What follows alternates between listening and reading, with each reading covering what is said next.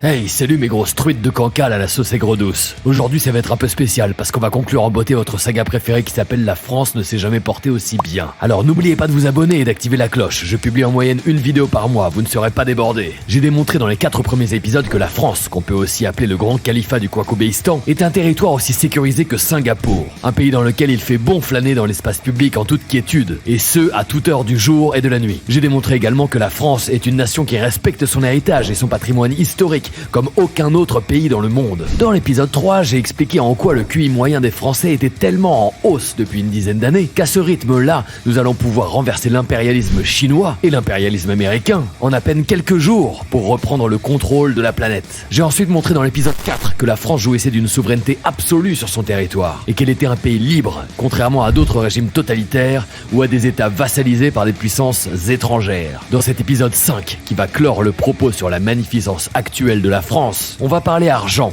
thunes, oseille, ferraille. Donnez argent! Les Français pensent que leur argent est mal utilisé et qu'ils sont trop taxés, mais c'est faux, c'est absolument faux. La vérité, c'est que nos dirigeants actuels sont tellement intelligents et tellement visionnaires que les Français de bon sens n'arrivent pas à comprendre à quel point ils sont stratèges, à quel point ils mettent en œuvre une vision avant-gardiste, une vision qui va à coup sûr porter ses fruits dans les années à venir pour nous sortir du marasme actuel. Comment créer un foutoir encore plus intense que ce qu'est devenu la France d'aujourd'hui? Demandez aux électeurs de Macron. Vous pensiez vraiment qu'on ne pouvait pas faire pire qu'aujourd'hui? Rassurez-vous, demain sera encore plus absurde qu'hier. Alors dites-le avec moi. Merci qui? Eh bien merci aux petits castors qui font barrage depuis plus d'un demi-siècle. Et merci à la République. Allez, c'est parti pour ce dernier épisode de la saga. Et attention à vous, aujourd'hui ça risque d'être vraiment explosif. Alors accrochez-vous bien.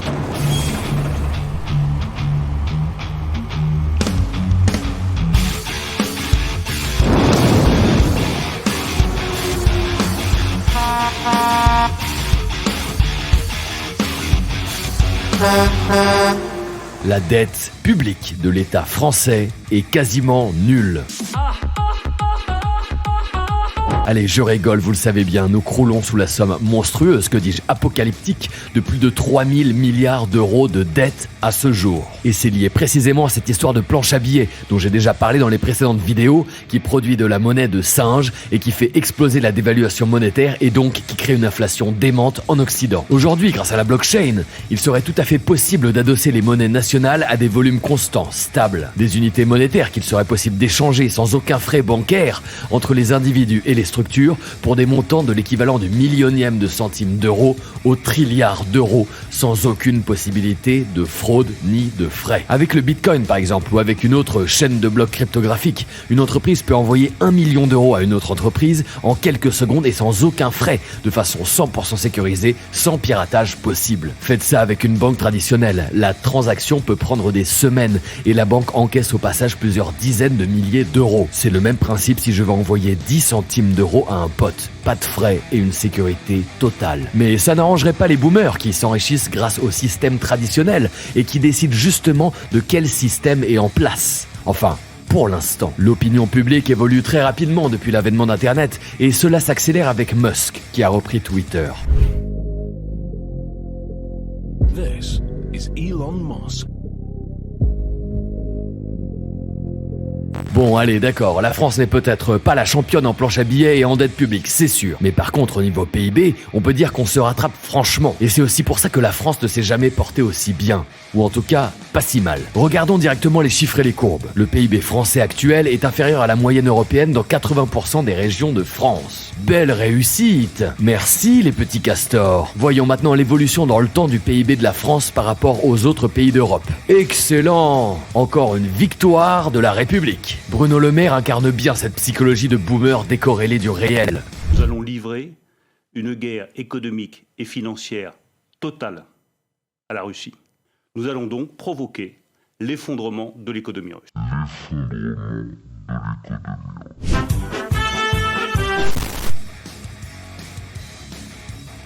boomer décorrélé du réel, qui aura profité d'une planche à billets naissante pour voir exploser ses pouvoirs d'achat, tous basés sur de la monnaie de singe. Mais comme rien ne se perd et rien ne se crée, ce sont les générations suivantes qui sont en train de payer ces excès de personnes qui n'ont pas connu la guerre, et qui ont grandi dans un monde de hippies, biberonnés au flower power, dans lequel même Dieu a été anéanti. Une génération dans laquelle l'individualisme a été poussé à l'extrême. 3000 milliards de dettes. Vous êtes vraiment sérieux là? Je parlais de pouvoir d'achat lié à la planche à billets, à propos de notre cher Bruno Le Maire. Mais là où on peut encore sauver les meubles, si j'ose l'expression, c'est en termes de pouvoir d'achat immobilier. Pour le coup, c'est vrai, la France ne s'est jamais portée aussi bien immobilier. Bien immobilier. Bon allez, j'arrête les jeux de mots pourraves. Regardez justement ce schéma qui est l'évolution du prix de l'immobilier à Paris depuis seulement 20 ans. Le prix au mètre carré a été multiplié par 4. Ah bah non, excusez-moi, je me suis encore planté sur le pouvoir d'achat immo.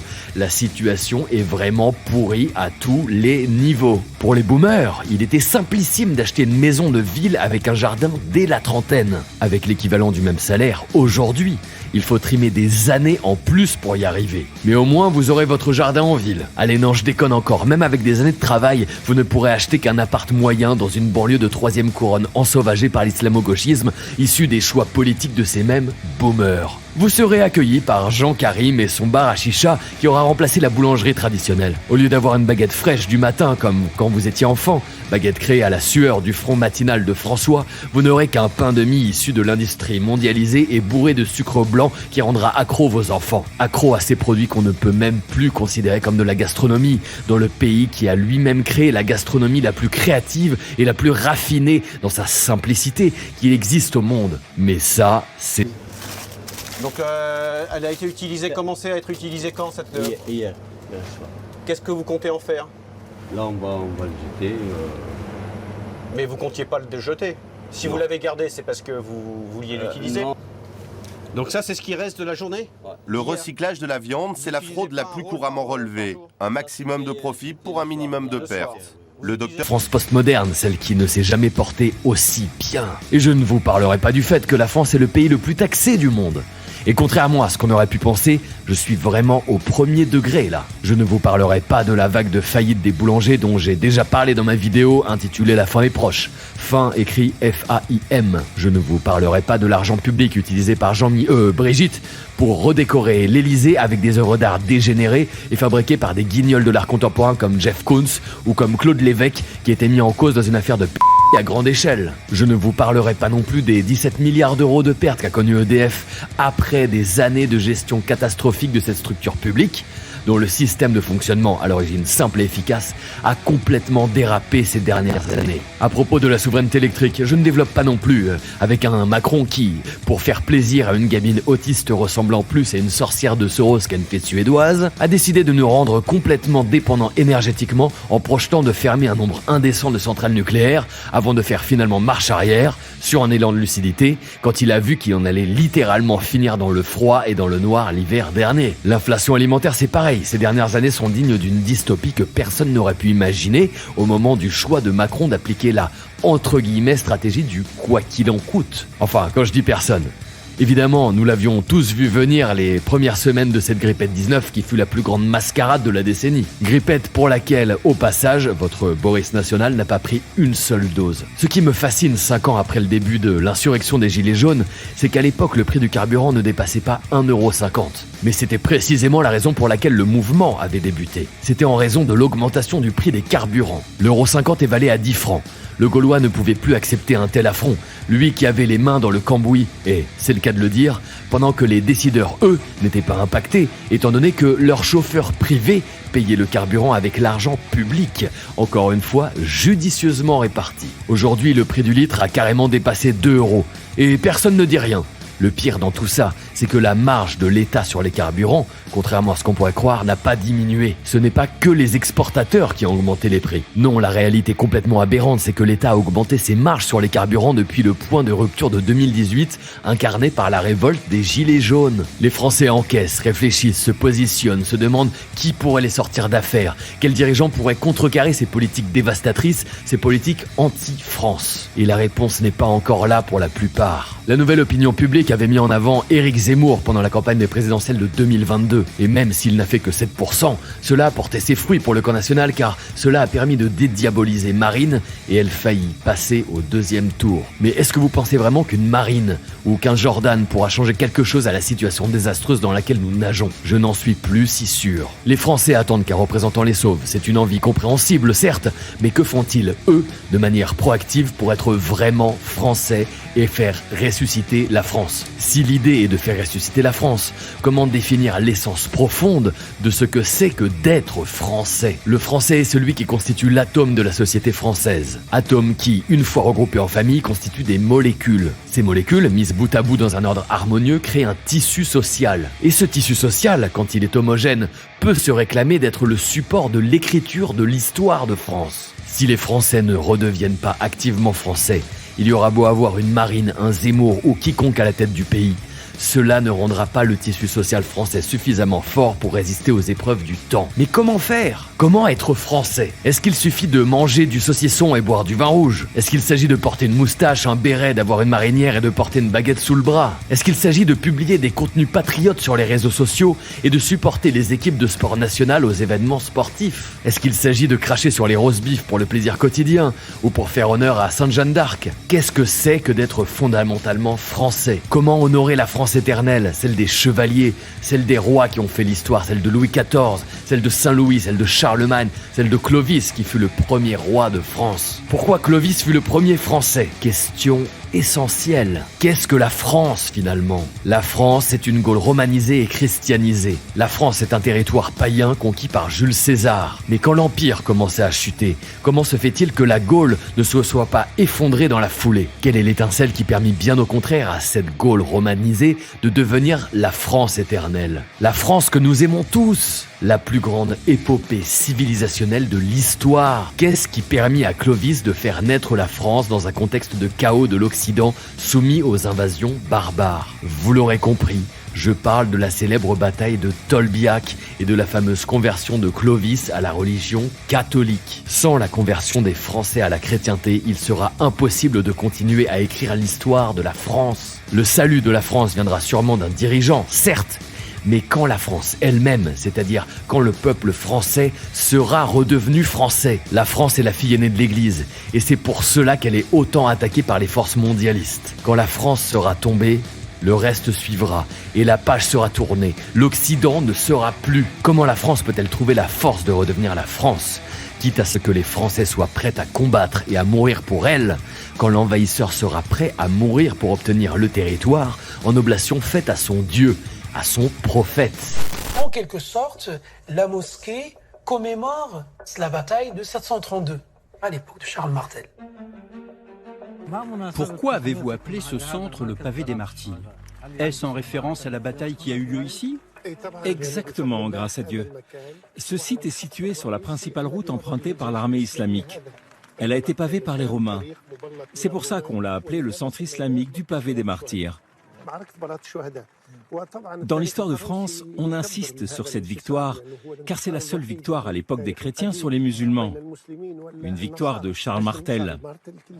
On retient qu'à l'époque, la conquête s'est faite par le sabre. Aujourd'hui, nous voulons faire de notre centre de Poitiers une nouvelle étape de la conquête musulmane, mais d'une autre façon. Si Dieu le veut, nous espérons faire de ce lieu un centre de dialogue afin de faire rayonner l'islam, faire connaître la pensée islamique et assurer notre devoir de prédication. Il n'y a pas une semaine sans qu'un ou deux jeunes, filles ou garçons, découvrent ici l'islam et se convertissent. Comment? Mais la réponse est simple. Alors, rattachez-vous à la source même de la France. Allez plus loin que la barrière de la République. Puisez l'énergie à la source la plus pure, la plus directe. Faites comme Clovis. Cela est ouvert à tous. Musulmans, juifs, athées, protestants, sceptiques, taoïstes, nous vous attendons tous. Tous ceux qui ont envie de faire ressusciter la France, de faire renaître la France sous sa forme la plus flamboyante. Vous avez le choix. Il suffit de pousser la porte de l'église la plus proche de chez vous et de demander le baptême. Pour ceux qui veulent aller encore plus loin, achetez le catéchisme de Saint Pie V et lisez-le. Pour les enfants, achetez le catéchisme de Saint Pie X qui est beaucoup plus simple et accessible. Peu importe d'où vous venez, ce que vous avez déjà vécu. Et pour ceux qui l'ont déjà fait, qui sont déjà baptisés, allez communier. En rite tridentin, bien entendu.